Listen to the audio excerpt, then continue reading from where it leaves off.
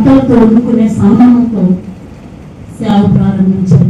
ఏ రోజు కూతురుగా కూడా ఇది లేదు అని చెప్పుకోవాలి తెలుసా. కూతురుగా కూడా నేను వచ్చి కొండలు గోర్లించుంటే ఎప్పుడు ఉపవాస ప్రార్థనేనా, కనీసం కూడగొడవ అనుకున్న ముద్ద నిలవా అని నేను అలా కేకలేసి వెళ్ళాను. ఆవిడ ఉపవాసం ఉంటుంది లేక ఉంటుందో అనేది నేను గమనించాను.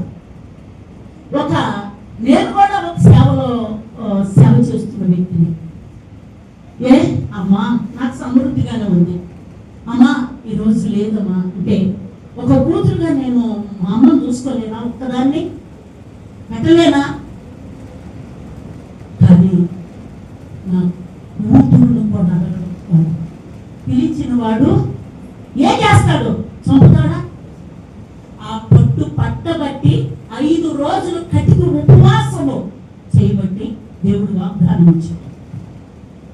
ఈ సంఘ స్థాపకురాలకు వాగ్దానం ఇచ్చాడు. ఏమిచ్చాడో తెలుసా?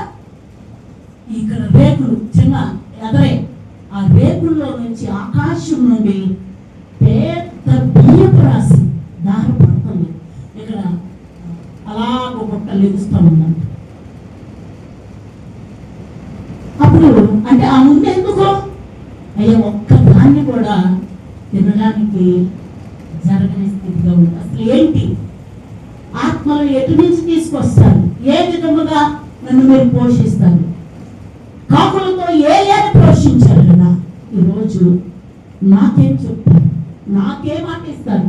ఆయన వెళ్ళో పేరేతు దగ్గర ఉండమన్నావు, నాకెక్కడ ఉండమంటావు? నన్నేం చేయమంటావు? నేనేం చేయాలి?